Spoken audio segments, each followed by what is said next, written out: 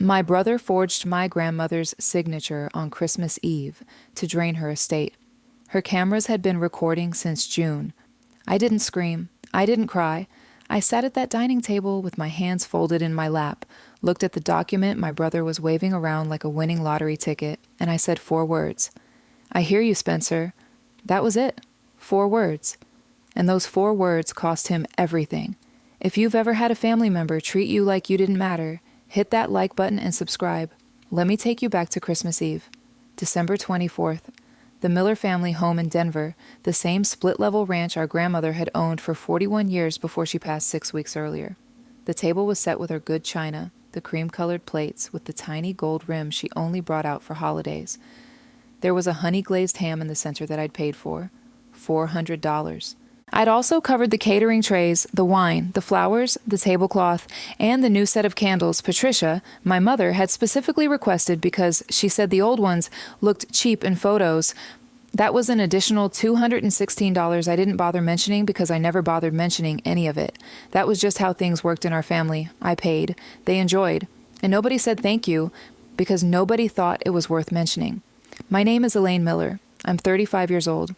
I'm married to Mark, who was sitting beside me that night with his jaw tight and his hand resting on his knee the way he does when he's trying very hard not to say something he can't take back. Our daughter Lily sat on my other side.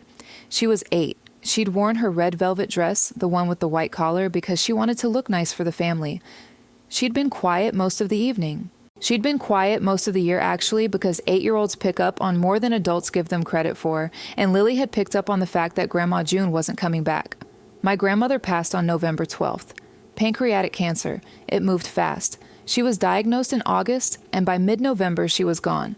The last thing she told me, sitting in that same house in the office off the kitchen, where she kept her filing cabinets and her old Singer sewing machine, was that she was proud of me. She said it simply, the way she said everything.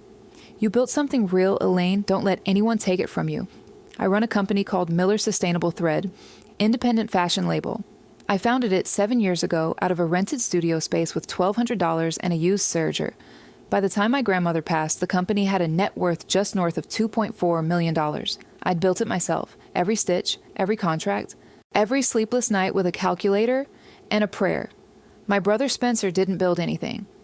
Spencer is 31, 4 years younger than me. He'd lost 3 jobs in 2 years before I started helping him. And I did help him. For 4 years, I helped him. $12,000 for a car down payment when his credit was too wrecked to finance on his own. $24,000 in rent coverage during what he called his a sabbatical, which was really just 8 months of sleeping until noon, while his wife Andrea scrolled real estate listings for houses they couldn't afford. $9,200 in various credit card bailouts. Emergency, he'd call them. Every single one was an emergency. The first was a $1,400 vet bill. The second was a $2,300 credit card minimum he'd missed for 3 months. The third was a $780 phone bill that had somehow ballooned because Andrea needed an international data plan for a 2-week trip to Portugal that I also wasn't invited to. $45,200 over 4 years. That's what I gave my brother. He never paid back a single dollar. He never offered. I never asked. I told myself that was simply what family did. Spencer married Andrea 3 years ago. Andrea was 30, pretty in a sharp kind of way, the kind of woman who could walk into a room and immediately calculate the net worth of every person in it. She came from money that had dried up 2 generations back but still carried herself like the account was full. She drove a leased Audi, she wore brands she couldn't pronounce correctly, and she had a very specific vision for her life that required a very specific income that Spencer had never once come close to earning. His personal debt sat at $112,400, high-interest credit cards, a private loan for a luxury SUV that Andrea had picked out, monthly payments he was barely skimming the minimums on. I knew the number because Spencer had asked me to co-sign on a consolidation loan the previous spring, and when I said no, he didn't speak to me for 6 weeks. Andrea didn't speak to me for 8, but Christmas Eve, they were all smiles. That should have been my first warning.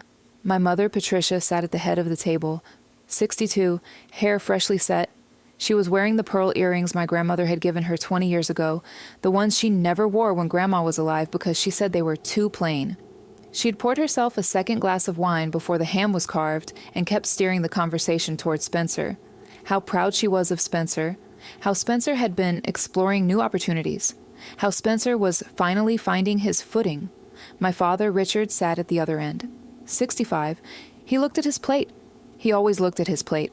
In 35 years, I don't think I ever saw my father look directly at a conversation he didn't want to be part of, and he didn't want to be part of most of them. His silence wasn't mean. It was worse. It was permission. Dinner moved the way it always did. Patricia talked. Spencer performed. Andrea smiled with her mouth but not her eyes. Mark kept his hand on his knee. Lily picked at her mashed potatoes. And I sat there doing what I'd done my entire life, which was hold everything together while pretending it didn't cost me anything. Then Spencer pushed back his chair. He said he had something to share, something important, something that was going to change the trajectory of the family. Those were his exact words. Change the trajectory of the family. He walked to the kitchen and came back holding a manila envelope. He said he'd been going through grandmother's desk, helping organize her affairs, and he'd found something none of us knew about. He pulled out a single sheet of paper and laid it flat on the table beside the gravy boat. It was a letter, typed, dated October 3rd, 6 weeks before grandmother passed. It was addressed to First Regional Trust, the bank that administered her estate. The letter authorized the transfer of $290,000 from the trust's investment accounts into a personal account held solely in Spencer's name. The stated purpose was business development and family advancement. At the bottom was a signature, my grandmother's signature, or what was supposed to be my grandmother's signature. Spencer smiled. Andrea smiled wider. Patricia clasped her hands together and said, "Oh, Spencer, she always believed in you." Richard looked at his plate. I looked at the signature. I'd seen my grandmother's handwriting 10,000 times, on birthday cards, on recipe cards, on the notes she left tucked inside my school lunches when I was 9, on the trust documents themselves, which I'd reviewed with her attorney, Arthur Wright, just 2 months before she died. I knew the slight leftward lean of her capital letters. I knew the way she looped her L's. I knew the way she pressed hard on the first stroke and eased off by the end of her name. The signature on that letter was close. It was very close, but the pressure was wrong. The spacing between her first and last name was too even, and the tail on the final letter didn't trail off the way it always did, the way it does when a hand has written the same name for 78 years and doesn't think about it anymore. I didn't say any of this. I folded my hands in my lap. Mark's fingers pressed into his knee. Spencer kept talking. He said this was grandmother's wish. He said the money was meant to help him launch a consulting firm. He said he'd already spoken with the bank and that all he needed was for me, as co-executor, to countersign the release. I stayed quiet, letting him continue. Then Lily spoke, quietly. The way she always spoke around my family, like she'd already learned that her voice was the smallest thing in the room. "Mommy, can I wear Grandma's locket now?" My grandmother had a locket. Gold, oval, custom made by a jeweler in Fort Collins in 1987. Inside was a tiny photograph of my grandmother as a young woman and a lock of hair from her first child, my mother. Grandmother had told me privately that she wanted Lily to have it. She'd said it sitting in that same office, the one with the filing cabinets and the singer, 3 weeks before she died. "Give it to Lily when she's ready. She'll understand what it means." I'd placed the locket in a small velvet box and set it on the mantel that evening, next to Lily's stocking. It was meant to be her Christmas gift, the last gift from a woman who loved her without condition. Andrea stood up before I could answer.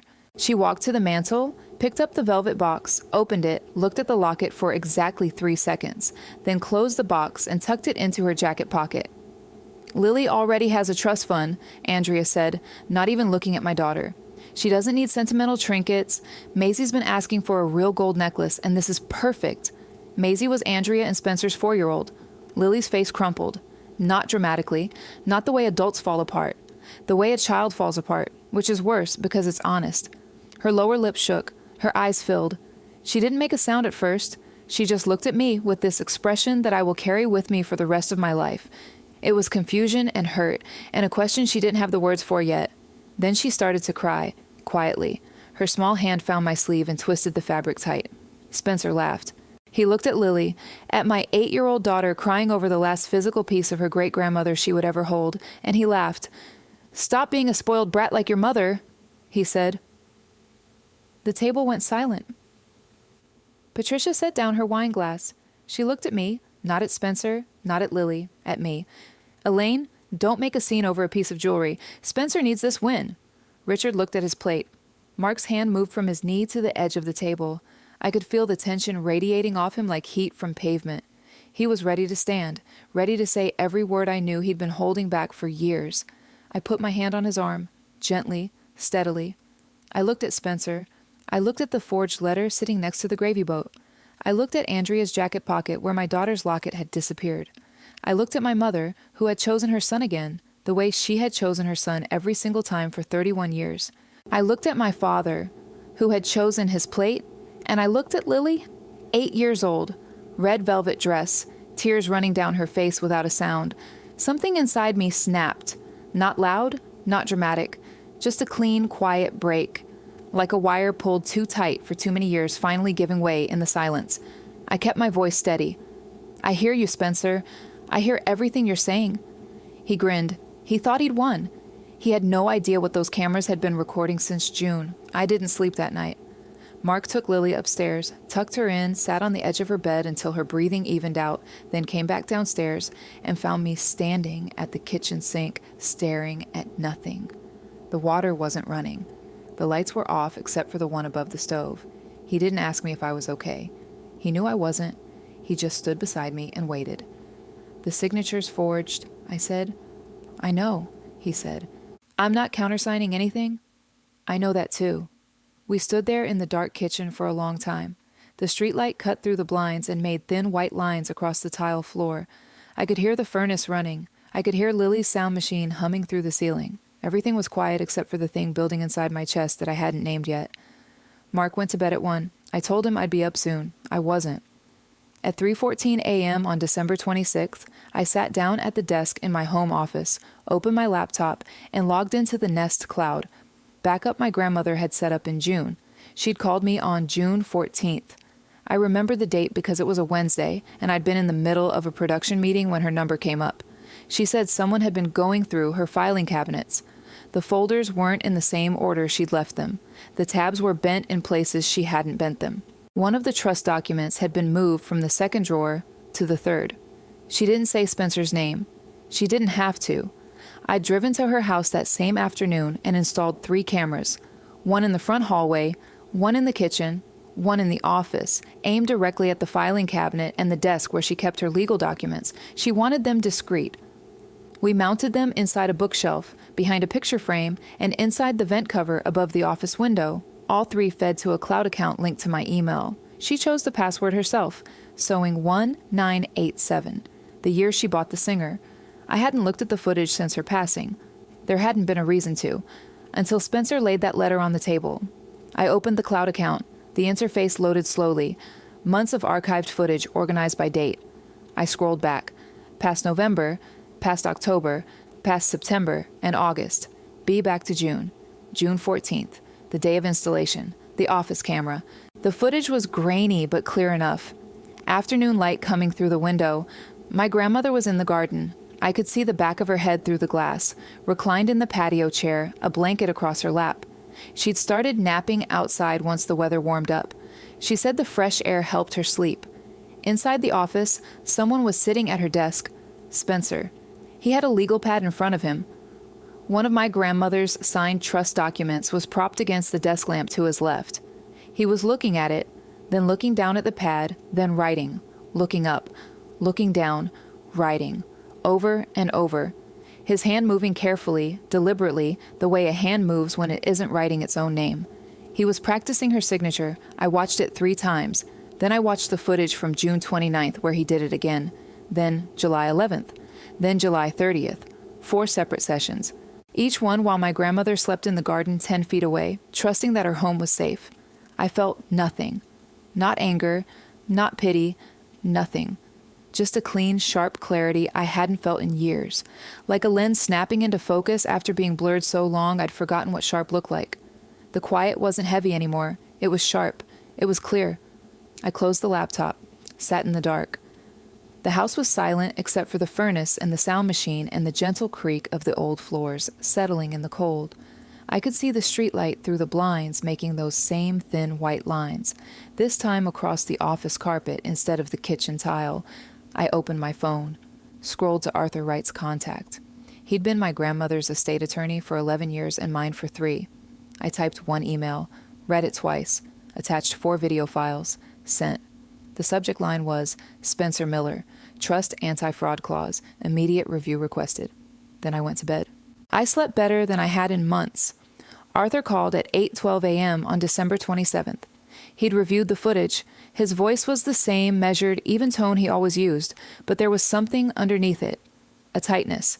He said, Elaine, this is criminal. You understand that? I said yes. He said the trust's anti-fraud clause was explicit. Any beneficiary who attempts to alter the distribution through fraud, forgery, or bad faith litigation is immediately and irrevocably disinherited. Their share is redistributed to the remaining beneficiaries. He drafted the clause himself at my grandmother's specific request 4 years ago, after Spencer asked her for the 3rd time to restructure the trust in his favor. She told Arthur the same thing she told me. She didn't say Spencer's name. She didn't have to. Arthur recommended a forensic handwriting analyst, Sarah Brooks. She'd been a consultant for the Denver County DA's office for 9 years. She was meticulous, credentialed, and her reports had held up in 14 separate court proceedings. Arthur sent her the forged letter and 3 verified samples of my grandmother's signature from the trust documents. Her analysis took 4 days. The conclusion was unambiguous. The signature on the October 3rd letter was not produced by the same hand that signed the trust documents. Pressure variance, stroke sequencing, and letter spacing were all inconsistent with the known samples. I had the footage. I had the analysis. I had the clause. On January 2nd, I filed a police report. Forgery and attempted fraud. The officer who took my statement was a woman about my age named Karen Taylor. She looked at the footage, looked at the handwriting report, looked at me and said, Your brother did this while your grandmother was sleeping? I said yes. She printed the report without another word. On January 3rd, Arthur called First Regional Trust. He informed them that a fraud complaint had been filed in connection with the estate of June Miller, that forged authorization documents had been submitted for processing, and that all account activity should be frozen pending investigation. The bank complied within the hour. On January 4th, I called Spencer. I kept my voice calm, warm, even. I told him I'd been thinking about the letter. I told him I wanted to move forward and get this resolved. I told him I'd arranged a meeting at the bank for January 5th at 10 in the morning so we could finalize the transfer together, as co-executor and beneficiary, face to face.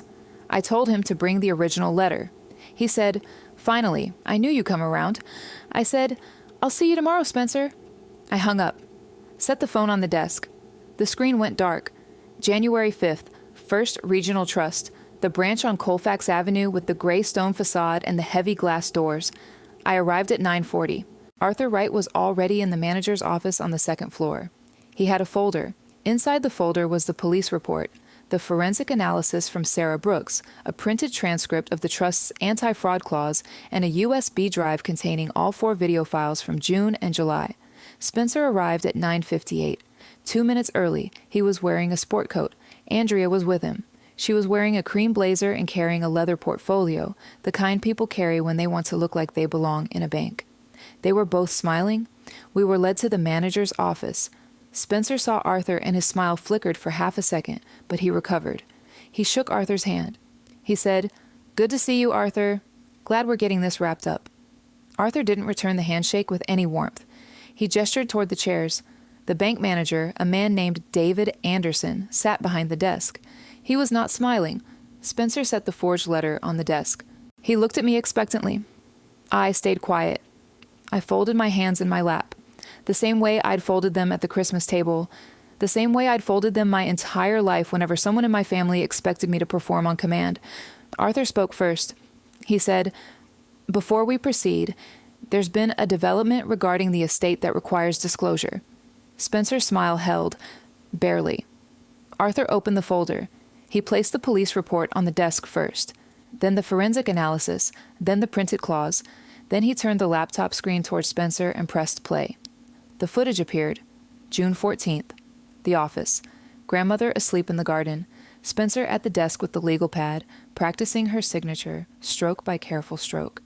The color drained from Spencer's face in stages, first the cheeks, then the lips, then the skin around his eyes, until he looked like someone had pulled a plug somewhere beneath his collar and let everything warm and alive just run right out of him. Andrea's mouth opened. No sound came out. The bank manager spoke. He informed Spencer that the accounts had been frozen as of January 3rd due to a fraud investigation. He informed him that no transfers would be processed. He informed him that the matter had been referred to the Denver County District Attorney's Office. Spencer turned to me, his voice cracked. Elaine, wait.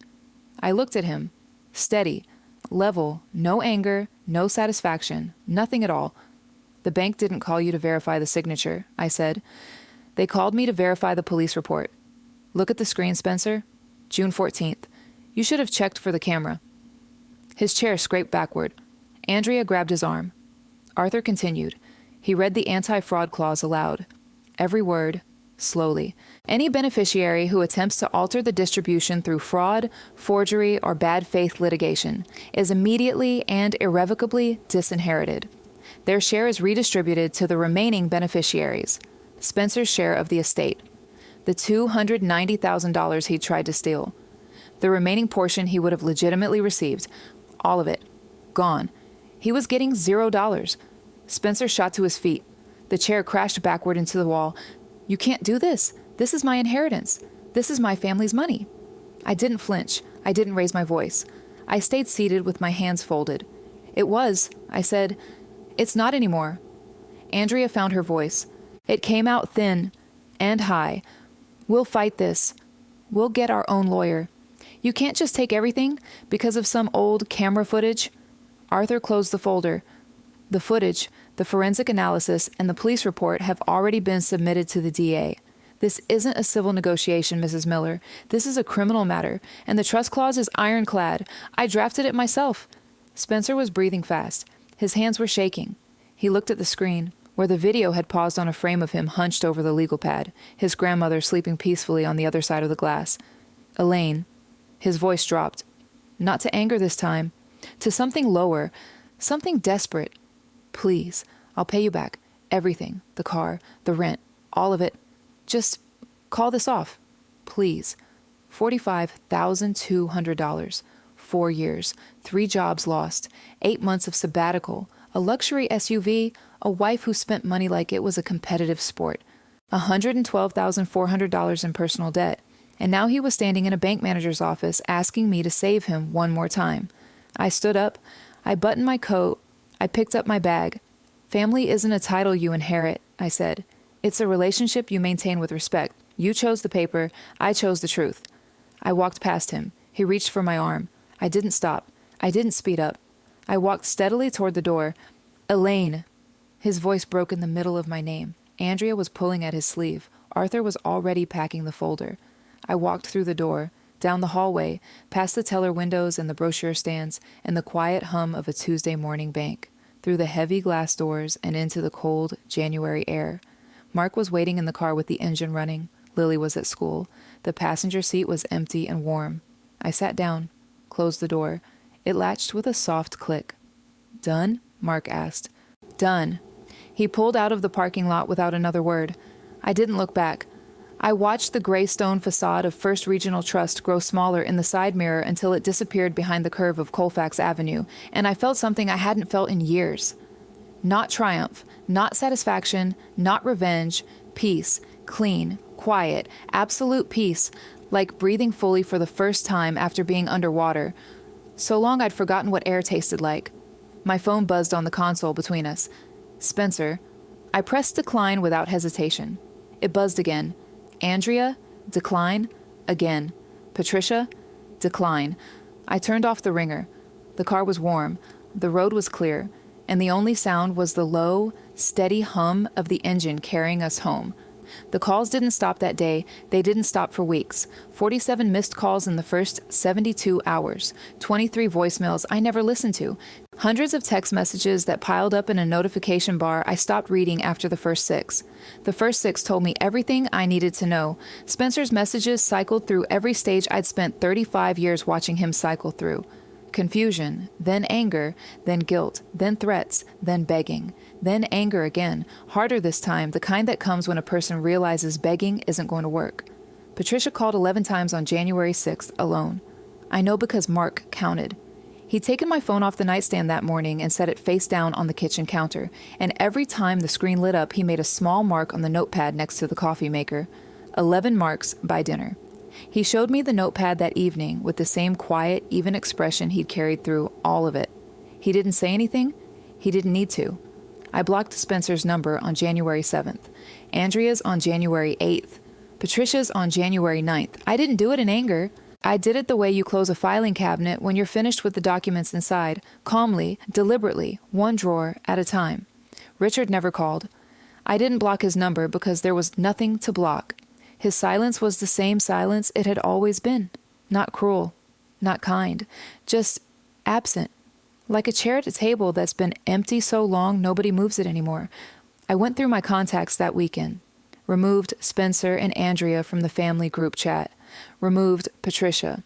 Deleted their names from Lily's school emergency contact list. Removed them from the shared photo album I'd maintained for 3 years, the one with pictures from holidays and birthdays and Sunday dinners that I'd organized and captioned and backed up because nobody else ever thought to. I changed the security code on our front gate. The old code was Lily's birthday. The new one was the date I'd filed the police report. Mark handled the rest without being asked. He canceled the standing Sunday dinner reservation at the Italian place on Platt Street where I'd been paying the tab for 2 years. He returned the set of monogrammed wine glasses I'd bought for Patricia's birthday, still in the shipping box in our garage. He called our accountant and removed Spencer from every shared financial reference in our files. None of it was dramatic. None of it was loud. It was administrative, like closing accounts you should have closed years ago but kept open because you told yourself the fees were manageable. The house got quiet. Not empty quiet, not sad quiet. The kind of quiet that settles in when something heavy has finally been set down. Lily noticed it first. A week after the bank meeting, she came downstairs on a Saturday morning and found me at the kitchen table with coffee that had gone cold hours ago, reading through the final paperwork Arthur had sent over. She climbed into the chair beside me and sat there for a minute without speaking. Then she said, "Mom, it's really calm in here." I looked at her. She was wearing her pajamas with the little stars on them. Her hair was tangled from sleep. She looked relaxed in a way I hadn't seen in months, maybe longer. "Yeah," I said. "It is." "I like it," she said. Then she asked for pancakes, and that was the end of the conversation. 8-year-olds have a gift for knowing exactly how much needs to be said and stopping right there. The DA's office moved faster than I expected. By late February, formal charges had been filed. Forgery in the 2nd degree, attempted fraud. The evidence was clean. The footage was time-stamped. Sarah Brooks's handwriting analysis was entered into the record without challenge. Spencer's public defender requested a continuance twice. Both were denied. He pleaded guilty in April. The judge ordered $18,500 in restitution to cover my legal fees and the cost of the forensic analysis. Community service, 2 years of probation. No jail time, which Arthur said was standard for a first offense with a guilty plea, but the felony charge would stay on his record. Permanently, background checks would carry it forward into every job application, every lease agreement, every loan request for the rest of his life. The trust transferred in full on March 14th. All $480,000, the $320,000 property and the $160,000 in liquid investment accounts now under my sole control per the anti-fraud clause, exactly as my grandmother's attorney had drafted it 4 years earlier, because she'd known even then what Spencer was capable of. She hadn't said his name.